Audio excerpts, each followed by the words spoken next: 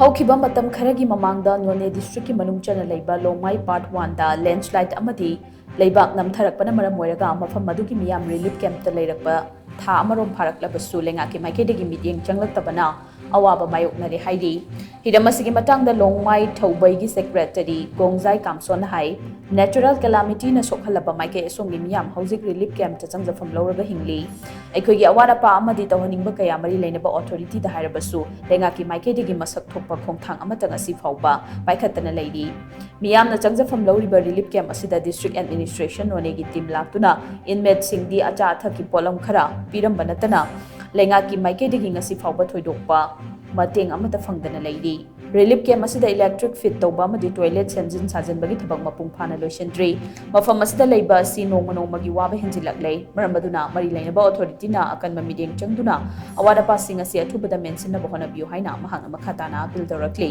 ꯄꯟꯕ ꯌꯥꯕꯗꯤ ꯅꯣꯅꯦ ꯗꯤꯁꯇ꯭ꯔꯤꯛꯀꯤ ꯃꯅꯨꯡ ꯆꯟꯅ ꯂꯩꯕ ꯂꯣꯡꯃꯥꯏ ꯄꯥꯔꯠ 1ꯗ ꯂꯦꯟꯁ꯭ꯂꯥꯏꯗ ꯊꯣꯛꯄ ꯑꯃꯗꯤ ꯂꯩꯕꯥꯛ ꯅꯝꯊꯈꯤꯕꯗꯒꯤ ꯃꯐꯝ ꯑꯗꯨꯗ ꯖꯤꯑꯣꯂꯣꯖꯤꯀꯦꯜ ꯑꯦꯛꯁꯄꯔꯠꯀꯤ ꯇꯤꯝ ꯑꯃ ꯂꯥꯛꯇꯨꯅ ꯌꯦꯡꯁꯤꯟꯈꯤ꯫ ꯃꯐꯝ ꯑꯗꯨꯗ ꯃꯈꯥ ꯇꯥꯅ ꯂꯩꯕꯗ ꯈꯨꯗꯣꯡꯆꯥꯔꯣꯏꯗꯕ ꯐꯤꯚꯝ ꯂꯥꯛꯄꯗꯒꯤ ꯃꯤꯌꯥꯝ ꯔꯤꯂꯤꯐ ꯀꯦꯝꯞꯇ ꯂꯩꯍꯟꯈꯤꯕꯅꯤ ꯍꯥꯏꯔꯤ꯫ गवर्नमेंट अखोई हायर अथॉरिटीसिंग अखोइना हाइबा हाइगदौबा अखोई ग्रेट मेसेज मैम से हाइग्रबनी ngasi फाउसी गवर्नमेंट रिस्पॉन्ड पिरक्तबा अदुगा होय मई सी हजिकती फिट तौबा हौरे दुबु टॉयलेट सी नुंगाइते हजिक फाउ ngasi फाउदा टॉयलेट सी सेम्बा लाक्तरी अदुना अखोइगी डिस्ट्रिक्ट के एडमिनिस्ट्रेशन सिंगना करी तौरकद्रा नत्र गवर्नमेंट करी तौरकद्रा हाइबदो अखोइ ngaइदु लैरी दुबु अखोइगी अवाबदी नोम नोमगे हेंजिलाय युमदा लैबे फाउदा अखोइसु वाना लैबनी अदुबु रिलीफ कैम्प लैबनी ना युमदा लैबदिगिदी हेन्ना अवाबा अखोइ मायोक नै अदुना अखोइगी higher authority सिंगना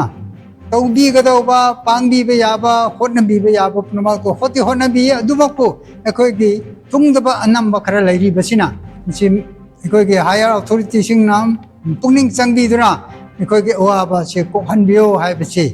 अखोइगी higher authority Singra अखोइगी relief camp के तरफ तगे रिक्वेस्ट तौजबनी।